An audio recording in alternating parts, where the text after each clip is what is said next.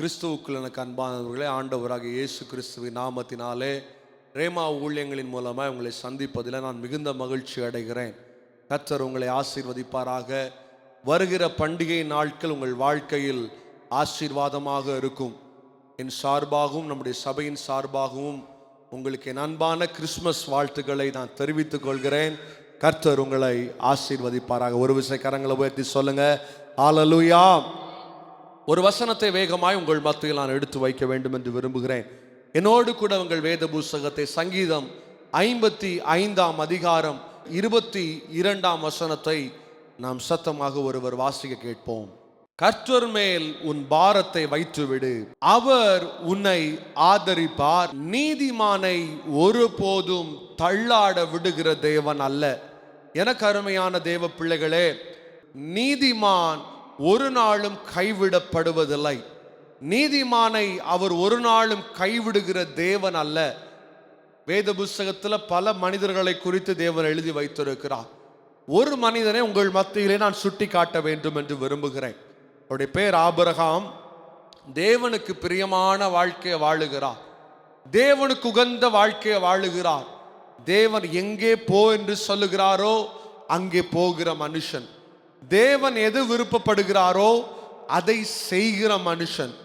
நீதிமானாக வாழ்கிறார். வாழ்க்கையில் எவ்வளவோ குறைவுகள் வருகிறது, எவ்வளவோ நேரத்தில் வெறுமையின் அனுபவம் வாழ்க்கையில் வருகிறது. ஆனாலும் கூட வேத புஸ்தகம் ஆபிரகாமை குறித்து சொல்லி இருக்கிறது, அவன் தேவனுக்கு முன்பதாக உத்தமனும் தேவனை விசுவாசிக்கிற மனுஷனுமாக இருந்தான். தேவனை முழுவதுமாய் நம்புகிற மனுஷனாக இருந்தான். அதனால வேத புஸ்தகம் ஒரு பெரிய ஒரு ஆசீர்வாதத்தை அவனுக்கு கொடுக்கிறது. தேவன் பரலோகத்திலிருந்து எண்ண முடியாத ஒரு ஆசீர்வாதத்தை ஆபிரகாமுக்கு கொடுக்கிறார். ஆபிரகாமுடைய பெயர் முதலிலே ஆபிராம் என்று இருந்தது. ஆபிராம் என்பதற்கு மூல பாஷையிலே தகப்பன் என்று அர்த்தம். ஃபாதர், நாம் அப்பா என்று கூப்பிடுகிறோமே, அப்பா என்று அர்த்தம். ஆண்டவர் அவன் உண்மையாயிருப்பதை பார்த்து, ஆபிரகாமுடைய உண்மையை பார்த்து, நீதியாய் கர்த்தருக்கு பிரியமாய் வாழுவதை பார்த்து ஒரு பெரிய ஆசீர்வாதத்தை கொடுக்கிறார். பெயரிலே ஒரு மாற்றம் மாத்திரம் அல்ல, தன்னுடைய வாழ்க்கையை ஆண்டவர் தலைகீழாக மாற்றுகிறார். ஆபிராம் இருந்த பெயரை ஆபிரகாமாய் தேவன் மாற்றுகிறார். ஆபிரகாம் என்பதற்கு தேசத்திற்கு தகப்பன் என்ற அர்த்தம். ஒருவனுக்கு மாத்திரம் தகப்பன் அல்ல, உலகத்திற்கு தகப்பனாக, ஒரு விசுவாசிகளுக்கு தகப்பனாக தேவன் ஆபிரகாமை மாற்றுகிறார். காரணம் என்ன? நீதியாக வாழுகிறார், உண்மையாக வாழுகிறார். சங்கீதக்காரன் மிக அழகாக சொல்லுகிறார், நீதிமான் ஒரு நாளும் கைவிடப்படுவதில்லை. பல நேரங்களை நாம் நம்முடைய இருதயத்திற்குள்ள நினைக்கிறோம், தேவனை நான் நன்றாக ஆராதிக்கிறேன், தேவன் பிரியப்பட்ட வாழ்க்கையை, தேவன் விரும்புகிற வாழ்க்கையை நான் செய்து கொண்டு இருக்கிறேன். ஆண்டவருக்கு எது பிடிக்குமோ அதை தான் நான் செய்கிறேன். என் வாயிலிருந்து கெட்ட வார்த்தை வர்றதில்ல, தேவனுக்கு பிரியமில்லாத காரியத்தை என் வாழ்க்கையில செய்யறதில்ல. எல்லா ஞாயிற்றுக்கிழமை ஆராதனை, வாரங்களில் இருக்கிற எல்லா ஆராதனை கூட்டங்களுக்கும் நான் செல்லுகிறேன். ஆனால் என்னுடைய வாழ்க்கையில் ஆசீர்வாதங்கள் தாமதமாக இருக்கிறது. என்னுடைய வாழ்க்கையில இதுவரைக்கும் ஆசீர்வாதத்தை பார்க்க முடியல. இவ்வளவு ரைச்சஸா நான் வாழ்ந்த பிறகும் கூட, நான் இவ்வளவு உண்மையாக வாழ்ந்த பிறகும் கூட என் வாழ்க்கையில் ஒரு நன்மையை பார்க்க முடியவில்லையே. கண்ணீரோடு இந்த வார்த்தையை கேட்டுக்கொண்டிருப்பீர்கள். ஆனால் ஆண்டவர் உங்களை பார்த்து சொல்லுகிறார், இந்த பண்டிகை நாட்களில் நீதியாய் வாழ்களுடைய இருதயத்தில் ஆண்டவர் ஒரு மகிழ்ச்சியை கொடுக்கிற தேவனாக இருக்கிறார். இருள் உங்கள் வாழ்க்கையில் சந்தோஷமாக மாறும், துக்கம் உங்க வாழ்க்கையில மகிழ்ச்சியாக மாறும். இதுவரை உங்க வாழ்க்கையில பார்வோன் என்ற அனுபவத்தை பார்த்து கொண்டு இருக்கலாம், எகிப்துக்குள்ளே ஒரு அடிமையாக வாழ்ந்து கொண்டிருக்கலாம். ஆண்டவர் உங்களை விடுவிக்கிற காலத்துக்குள்ளே கடந்து வந்திருக்கிறோம்.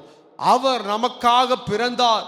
நம்முடைய சாபங்களையும் நம்முடைய பாவங்களையும் நம்முடைய கட்டுகளையும் மாற்றும்படியாய் ஆண்டவர் இந்த உலகத்திலே கடந்து வந்தார். நம்மை போல ஒரு மனிதனாக இந்த உலகத்திலே சுற்றி திரிந்தார். அவர் நமக்காக வந்திருக்கிறார். நிச்சயமாய் உங்களை கைவிட மாட்டார். வசனத்தில் நிலைத்திருக்கிறவர்களை அவர் கைவிடுகிற தேவன் அல்ல. இந்த காலை நேரத்தில் 2 காரியங்களை உங்கள் மத்தியில் நான் எடுத்து வைக்க வேண்டும் என்று விரும்புகிறேன். நீதிமானை கர்த்தர் ஆசீர்வதிக்கிறார், உண்மைதான். நீதிமான கர்த்தர் உயர்த்துறாரு. ஒருவேளை ஆசீர்வாதம் லேட் ஆனாலும் ஆண்டவர் லேட்டஸ்டா கொடுக்கிறாரு, எல்லாம் ஓகே தான். ஆனா துன்மார்க்கத்தோடு வாழ்றாங்களே, பலர் நினைக்கிறாங்க நான் இவ்வளவு உண்மையா இருந்தோம் வாழ்க்கையில தோல்விதான், நான் இவ்வளவு உண்மையா இருந்தோம் வாழ்க்கையில ஆசீர்வாதம் குறைபட்டு இருக்கிறேன்.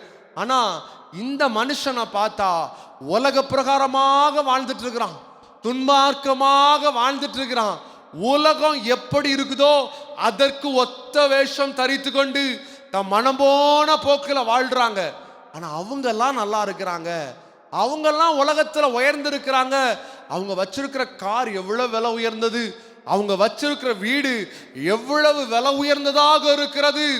இந்த காலை நேரத்துல துன்மார்க்கனுக்கு வரும் பலன் என்ன, வேத புஸ்தகத்தில் எழுதியிருக்கிற 2 காரியத்தை உங்கள் மத்தியில் எடுத்து வைக்க வேண்டும் என்று விரும்புகிறேன்.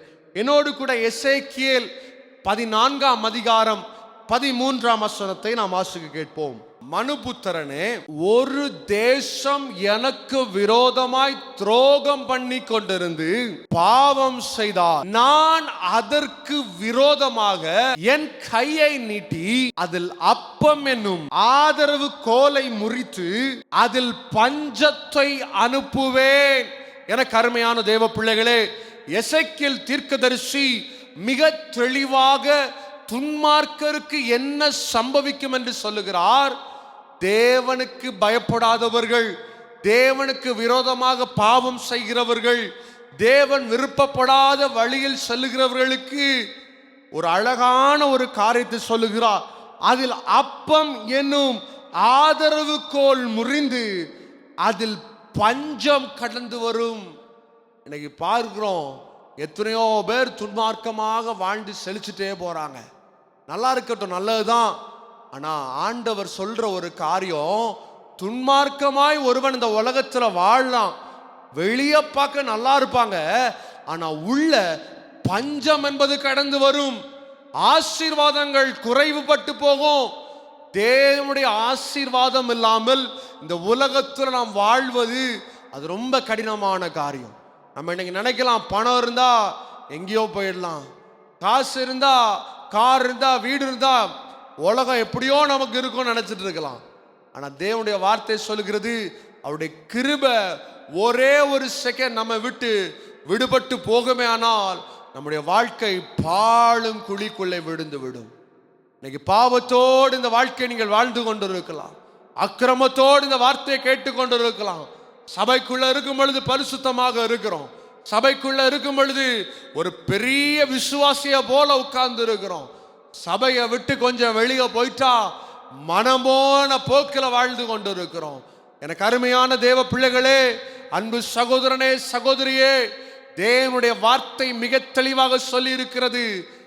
ஆதரவு கோல் முறிக்கப்படும், ஆதரவு கோல் உடைக்கப்படும், பஞ்சம் வாழ்க்கையில் கடந்து வரும்.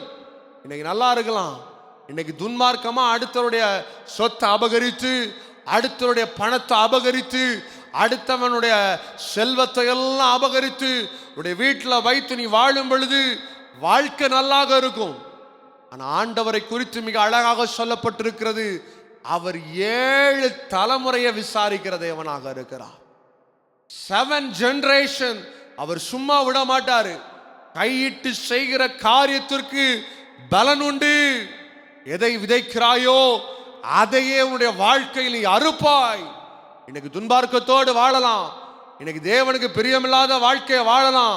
எசேக்கியேல் தீர்க்கதரிசி ரொம்ப ஸ்ட்ராங்கா சொல்றாரு, நீ இப்படி வாழ்ந்துட்டு இருப்பானா, பாவத்தோடு உட்கார்ந்து இருப்பானா, தேவனோடு இருக்கிற கனெக்ஷன் ஆதரவு கோல் உடைந்து பஞ்சம் உனக்குள்ளே கடந்து வரும்.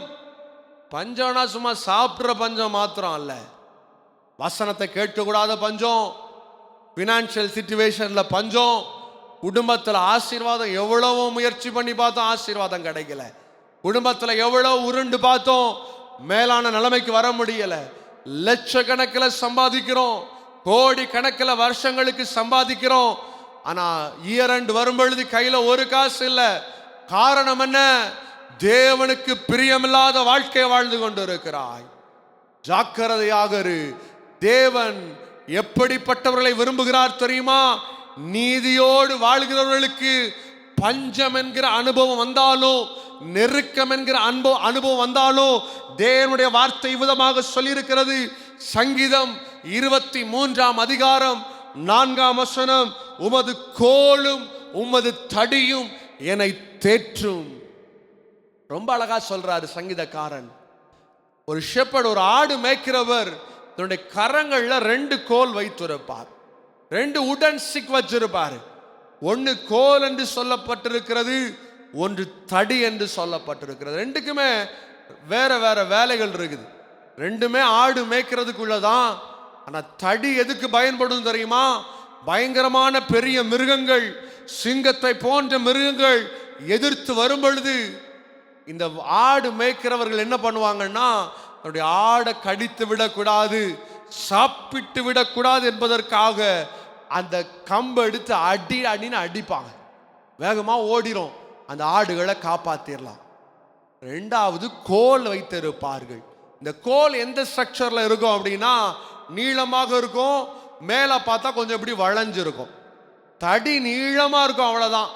ஆனா இந்த கோலோட ஸ்ட்ரக்சர் எப்படி இருக்கும்னா, நீளமா இருக்கும், மேல ஒரு கொக்கி போல ஒரு ஸ்ட்ரக்சர் இருக்கும். இது எதற்காக பயன்படுகிறது தெரியுமா? ஆடை ஒரு மேய்ச்சலுக்கு நேராக அழைத்து கொண்டு போவார்கள். ஆடு மேய்க்கும்படியாக ஒரு நல்ல ஒரு காட்டுக்குள்ள கூட்டிட்டு போறாங்க அப்படின்னா, மேல அழகான கொப்புகள்ல ஆடுகளுக்கு பிடித்த இலைகள் இருக்கும், ஆடுகள் விரும்புகிற இலைகள் இருக்கும். இந்த ஆடு மேய்க்கிறவர் என்ன பண்ணுவாரே ஆனால், அந்த கோலை எடுத்து அந்த கொக்கி மாதிரி இருக்கும்ல, அந்த கொக்கியை தூக்கி அந்த அந்த பிரான்சஸ்ல போட்டு அதை மெதுவா கீழே இழுப்பார். இழுக்கும் பொழுது அந்த ஆடுகள் அதை வேகமா சாப்பிட ஆரம்பிக்கும். அழகா சாப்பிட்டுட்டு புஷ்டியா வாழ்ந்து தன் எஜமானுக்கு பின்னாடி நடந்து வரும். இன்னைக்கு நிறைய பேருடைய வாழ்க்கையில பஞ்சம் வர்றதுக்கு காரணம் என்ன தெரியுமா? சோறு வருவதற்கு காரணம் என்ன தெரியுமா? நீதியை விட்டு விட்டு தன் வாழ்க்கையில உலக பிரகாரமான சந்தோஷத்தை, உலகம் விரும்புகிற ஆடம்பரமான வாழ்க்கையை வாழ்ந்து கொண்டிருக்கிறார்கள். கிறிஸ்மஸ் நேரத்தில் ஜவுளி கடையில், பட்டாசு கடைகள்ல, டாஸ்மார்க்ல பயங்கரமான விற்பனை, ஆடம்பரமா வாழ்க்கையை வாழ்றாங்க. இயேசு பிறந்தது ஆடம்பரத்தை காட்டுறதுக்கு இல்ல. இயேசு பிறந்தது இந்த உலகத்துல நீங்க ஆடம்பரமாக வாழ்வதற்கு இல்ல, சந்தோஷமாக வாழ்றதுக்கு. நிறைய பேர் புரிஞ்சுக்கிட்டு இருக்கிறாங்க, இயேசு பிறந்ததுனால 4 சாராயம் பாட்டில் வாங்கிட்டு வீட்டில் வச்சுட்டா குடிச்சு கும்மாளம் அடிச்சிடலான்ட்டு. 4 நாள் நல்லா இருக்கும், 5வது நாள் தரித்திரம், போராட்டம், கட்டு, எல்லா பிரச்சனைகளும் வீட்டுக்குள்ள வந்துடும். கடைசி காலங்களில் வாழ்ந்து கொண்டிருக்கிறோம். நாம் ஒவ்வொருவரும் ஜாக்கிரதையாக நீதிமானாக வாழ வேண்டும் என்று தேவன் விரும்புகிறார். வேத புஸ்தகத்தில் நகோமி என்று ஒருவளை குறித்து வேத புஸ்தகம் சொல்லுகிறது. பெத்லகேம்லே வாழுகிறாள். பஞ்சத்தின் காரணமாக, உணவின் பஞ்சத்தின் காரணமாக she traveling to மோவாப் என்று சொல்லப்பட்டிருக்கிறது. பெத்லகேமிலிருந்து மோவாபுக்குள்ளே கடந்து வருகிறாள். பெத்லகேம் என்றால் மூல பாஷையில் அப்பத்தின் வீடு என்ற அர்த்தம். தேவனுடைய சமூகம், தேவனுடைய கிருபை என்ற அர்த்தம். ஆனால் தேவனுடைய அப்பமாகிய வீட்டை விட்டுவிட்டு, நீதியை விட்டுவிட்டு, தேவனுக்கு பிரியமுள்ள வாழ்க்கையை விட்டுவிட்டு, தேவன் அசைவாடுகிற ஸ்தலத்தை விட்டுவிட்டு, தேவன் விரும்பக்கூடாத மோவாப் என்கிற ஒரு தேசத்துக்குள்ளே கடந்து செல்லுகிறாள். நடந்த காரியம் என்ன தெரியுமா? போகும் பொழுதே தன்னுடைய கணவனாரை அவள் இழந்து போகிறாள். தேவன் விரும்பாத காரியத்தை அவள் செய்தபடியால் இழப்பு வருகிறது. சரி, 2 பிள்ளைங்க இருக்கிறாங்க, கல்யாணம் பண்ணி வைக்கலான்ட்டு 2 மருமகளை பார்த்து திருமணம் செய்து வைக்கிறாள். பஞ்சம், பிள்ளைகளும் மரித்து போகிறார்கள். காரணம் என்ன? அப்பத்தின் வீடை விட்டுவிட்டு, நீதியை விட்டுவிட்டு அநீதிக்குள்ளாக கடந்து வந்தாள். ஏன் உங்க வாழ்க்கையில போராட்டம், ஏன் உங்களோட வாழ்க்கையில நெருக்கம்? தேவனுடைய சமூகத்தை விட்டு விட்டு ஞாயிற்றுக்கிழமையா ஆண்டோடைய சமூகத்துல வந்து உட்காருங்க. நேரம் கிடைக்குதா ஆண்டோடைய சமூகத்துல முட்டங்கால் போட்டு குடும்பமாக ஜெபம் பண்ணி பாருங்க. ஏன் தரித்திரம் மாறவில்லை, ஏன் போராட்டம் மாறவில்லை? ஆண்டவர் சொல்லுகிறார், இதுக்கு மேல பாவத்தோடு வாழ்வே ஆனால், இதற்கு மேல பாவத்தோடு நீ வாழுவாயே ஆனால், வாழ்க்கையில் தேவனோடு கூட இருக்கிற ஆதரவு கோல், the comforting God, உன்னை கம்ஃபர்ட் பண்ற தேவனை விட்டு நீ பிரிக்கப்படுகிற அனுபவத்திற்குள்ளே கடந்து வருவாய். அவர் உன்னை விட்டு கடந்து செல்வாரே ஆனால் நெருக்கம் கடந்து வரும். அவர் உன்னை விட்டு கடந்து செல்வாரே ஆனால் போராட்டம் கடந்து வரும். ஆண்டவர் யோபுக்கு மேல அழகான ஒரு பாதுகாப்பை வச்சிருக்கிறார். அவன் எந்த இடத்திலும் விழுந்து விடாதபடி அவனை காக்கும்படியாக வேலியடைத்து பாதுகாத்தது போல உங்களையும் பாதுகாக்கணும்னா நீதி உள்ள வாழ்க்கையை வாழுங்க. யாருடைய லேண்டோ, யாருடைய காசோ, யாருடைய பணமோ பொருளோ சொத்தோ எதுவும் தேவையில்லை. ஆண்டுடைய சமூகத்தில், ஆண்டவரே நீர் என்னை ஆசீர்வதியப்பா, நான் நெருக்கப்பட்டாலும் பரவாயில்ல, துன்பப்பட்டாலும் பரவாயில்ல, பிரச்சனைக்குள்ள நடந்து வந்தாலும் பரவாயில்ல, சோர்வுகளுக்குள்ள வந்தாலும் பரவாயில்ல, நீங்க எனக்கு போதும், நான் நீதி உள்ள வாழ்க்கையை வாழுவேன், உமக்கு பிரியமுள்ள வாழ்க்கையை வாழுவேன். ஒப்பு கொடுத்து பாருங்க. இந்த பண்டிகை நாட்கள்ல இருள் உங்கள் வாழ்க்கையில் வெளிச்சமாக மாறும். கரங்களை உயர்த்தி சொல்லுங்க, ஹல்லேலூயா. நீதி உள்ள வாழ்க்கையை வாழுவோம், தேவனுக்கு பிரியமுள்ள வாழ்க்கையை வாழுவோம். கர்த்தர் உங்களை ஆசீர்வதிக்க வல்லமை உள்ளவராக இருக்கிறார். இரண்டாவதாக, துன்மார்க்கனுக்கு வரும் பலன் என்ன தெரியுமா? அதே வசனத்தை நாம் மறுபடியும் வாசிக்க கேட்போம். எசேக்கியேல் 14ஆம் அதிகாரம் 13ஆம் வசனம். பஞ்சத்தை அனுப்பி மனுஷரையும் மிருகங்களையும் அதில் இராதபடிக்கு நாசம் பண்ணுவேன் என்று ஆண்டவர் சொல்லுகிறார். தேவனுக்கு பிரியமில்லாத வாழ்க்கையை நீ வாழும் பொழுது எசேக்கியேல் தீர்க்கதரிசி சொல்லுகிற ஒரு அனுபவம் முடிந்தது. வாழ்க்கையை உடைத்து போடுவார். நம்ம நினைக்கிறது போல அல்ல, டோட்டலா கொலாப்ஸ் பண்ணி விடுவார். இன்னைக்கு உலகம் பயங்கரமான பாவத்துக்குள்ள ரொம்ப சீக்கிரமா போயிட்டு இருக்குது.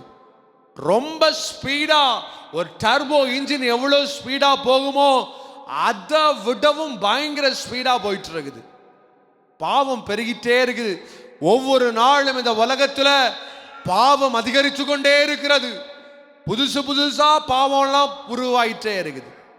அப்படிப்பட்ட பயங்கரமான நாட்களில் வாழ்ந்து கொண்டிருக்கிறோம்.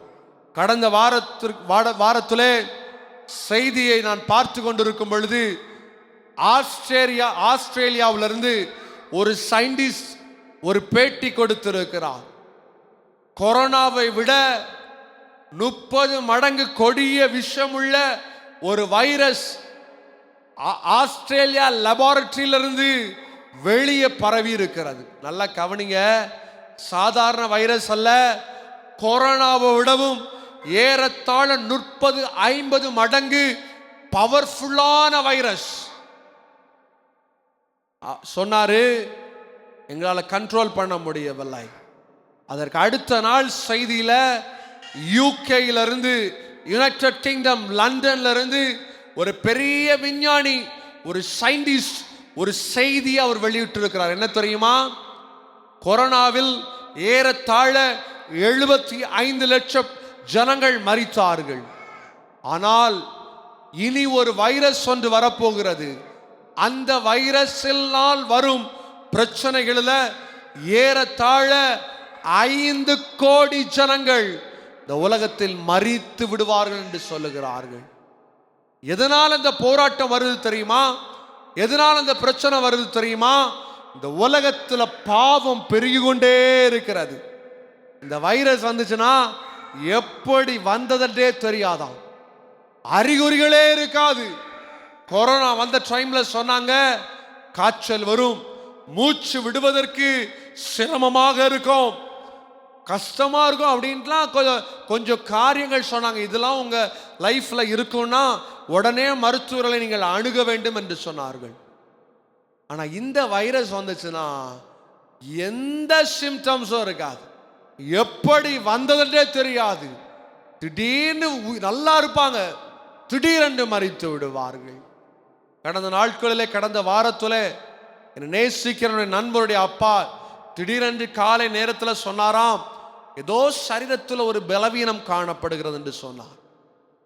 சரி, மருத்துவமனை பார்ப்போம் என்று சொல்லி குடும்பமாக தன்னுடைய காரை எடுத்துட்டு அவர்கள் மருத்துவமனைக்கு நாகர்கோவிலுக்கு வர்றாங்க. நாகர்கோவிலில் வந்து டாக்டர்ஸை பார்க்குறாங்க, கேட்குறாங்க, எல்லாம் பரிசோதனை பண்ணி பார்த்துட்டு சொல்கிறாங்க, இஸ் நார்மல், இவருக்கு வேறு பெருசாக இந்த பிரச்சனைகளும் இல்லை, அதனால் இப்போ வீட்டுக்கு கூட்டிகிட்டு போயிடலான்ட்டு கொஞ்சம் மெடிசின்ஸ் மட்டும் கொடுத்து அனுப்புகிறாங்க. வீட்டுக்கு போய் நல்லா குடும்பத்தோடு உட்காந்து மகிழ்ச்சியாக பேசுகிறாரு, நல்ல சந்தோஷமாக பேசுகிறாரு.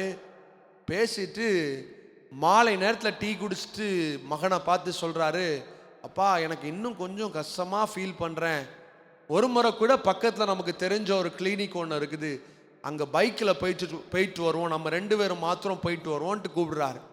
மகனும் சரியப்பா நம்ம போயிட்டு வருவோன்ட்டு பைக்கில் அப்பாவை ஏற்றி உட்கார வைக்கிறான். பைக் போயிட்டே இருக்கிறது. ஒரு 10 நிமிஷத்தில் திடீர்னு பேசி கொண்டிருந்த அப்பா மயங்கி வண்டியிலேருந்து பொத்துன்னு கீழே விழுறார். மகனுக்கு என்ன செய்வதுன்னு தெரியவில்லை. உடனே பைக்லேருந்து இறங்கி அப்பாவை தட்டுறான். அப்பா எழும்பவில்லை. 10 பேர் வர்றாங்க, கூடி பார்க்குறாங்க, தட்டுறாங்க, எழும்பலை. மருத்துவமனைக்கு கொண்டு போகிறாங்க.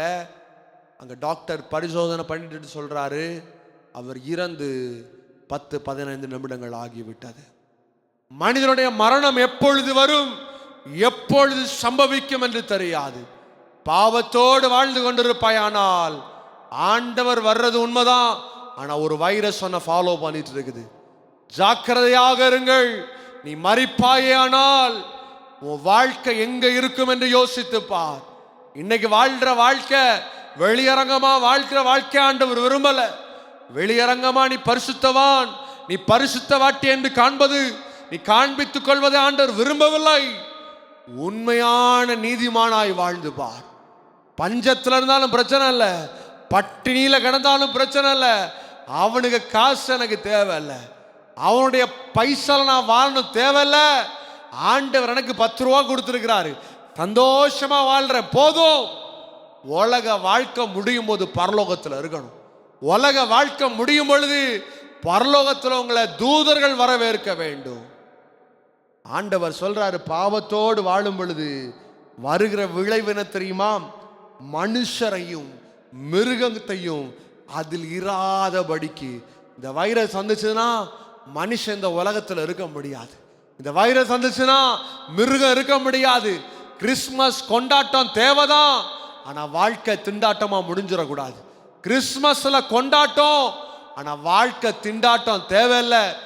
ஆண்டவர் என்னைக்கு நம்ம வாழ்க்கையில பிறந்திருக்கிறார், என்னைக்கு நம்ம ரட்சிக்கப்பட்டோமோ, என்னைக்கு ஞானஸ்தானம் எடுத்து புதிய மனுஷனாக நாம் பிறந்திருக்கிறோமோ, அன்றைக்கு தேவன் உங்க வாழ்க்கையில பிறந்து விட்டார்.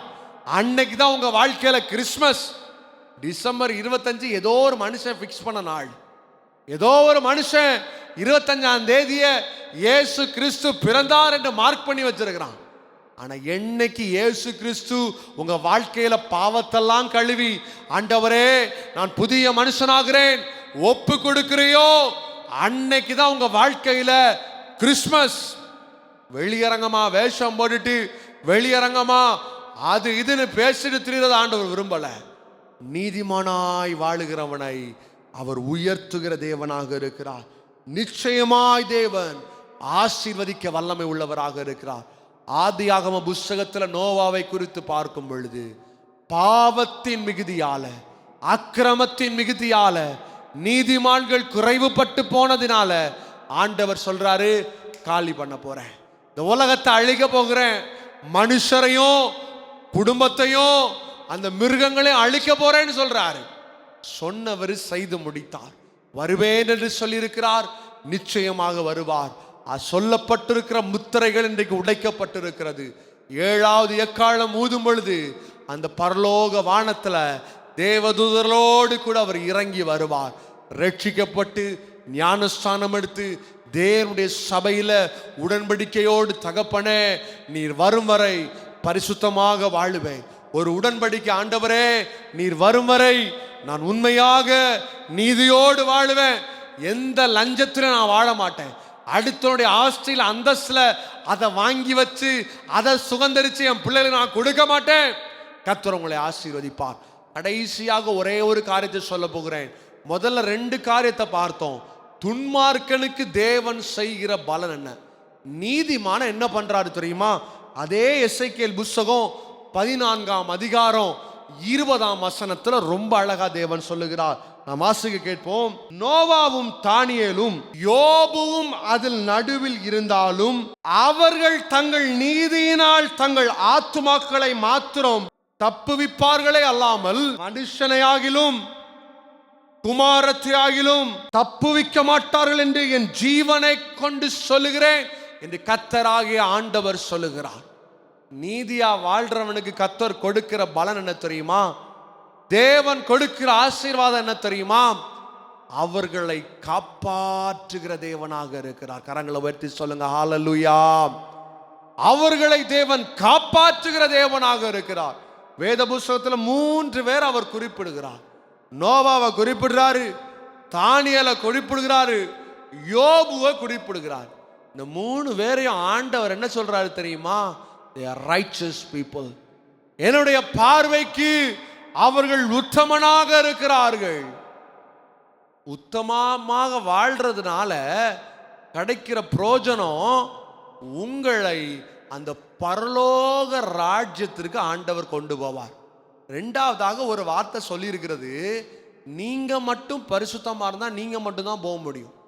இந்த ரெக்கமெண்டேஷன் லெட்டர் போல, ஆண்டவரே என் பிள்ளை இது என்னுடைய சொந்த குமாரன் தான், நான் கொண்டு வந்துடுறேன், அவனை மன்னிச்சிருங்கன்னு நீங்க ரெக்கமெண்டேஷன் லெட்டர் எழுதி ஆண்டோடைய சமூகத்தில் கொடுத்தா ஆண்டவர் பரலோகத்துக்கு கூப்பிட்டு போக மாட்டார். இன்னைக்கு நிறைய பேர் என்ன நினைக்கிறாங்கன்னா, இந்த சபைக்கு போயிட்டா போதும், ரெக்கமெண்டேஷன் லெட்டர் உடனே பரலோகத்துக்கு போயிடலாம். இந்த பாஸ்டர் தலையில கை வச்சுட்டு ஜோமனா போதும், உடனே அடுத்த ப்ரமோஷன், நான் நேர பரலோகத்துல ஆண்டவருக்கு பக்கத்துல போய் உட்கார்ந்துடலாம். ஆனா எசேக்கியேல் தீர்க்கதரிசி ரொம்ப தெளிவா சொல்றாரு, நீங்கள் நீதிமானாய் வாழ்ந்தீர்களானால் நீங்க மட்டும் பரலோகத்துக்கு போகலாம். ஆனா நீங்க என்ன பண்ண முடியாது? குமாரத்திகளாகிலும் உங்க சொத்தோ, நீங்க வச்சிருக்கிற காரோ, நீங்க வச்சிருக்கிற பங்களாவோ, இந்த உலகத்துல நீ காட்டுற பெருமையோ ஒண்ணு மேல கொண்டு போகாது. இன்னைக்கு எண்ணிட்டு இருக்கிறாங்க சிலரு, மனசுக்குள்ள நினைக்கலாம், இந்த சபைக்கு போற நாங்க தான் பரலோகத்துக்கு போவோம். எந்த சபைக்கு போனாலும் பரலோகத்துக்கு போக முடியாது. ஆண்டவர் சொல்ற நீதிமானாய் வாழுகிறவனுக்கு மாத்திரம்தான் பரலோகத்தின் கதவுகள் திறக்கப்பட்டிருக்கும். எசேக்கியேல் ரொம்ப ஸ்ட்ராங்கா பேசுற மனுஷன். என் வாழ்க்கையில நான் இந்த வேத புத்தகத்தை படிக்கும் பொழுது, நான் மனமுகந்து படித்த ஒரு புத்தகத்துல தானியேலின் புத்தகம் ஒன்று, இந்த எசேக்கியேல் தீர்க்க தரிசனம் ஒன்று, எரேமியா தீர்க்க தரிசனம் ஒன்று. ரொம்ப சாஃப்டா சோப்பு போட்டெல்லாம் பேசிட்டு இருக்க மாட்டாங்க. வெட்டு 1 துண்டு 2, நீ கீழ்ப்படிந்தா தேவனுக்கு பிரியமா வாழ்ந்தா பரலோகத்துக்கு போகலாம், இல்லைன்னா நாசமா போயிருவ. இன்னைக்கு கிறிஸ்துமஸ் நாட்களுக்குள்ளே கடந்து வந்திருக்கிறோம். பரிசுத்தமாய் வாழ கற்றுக்கொள், நீதியாக வாழ கற்றுக்கொள்.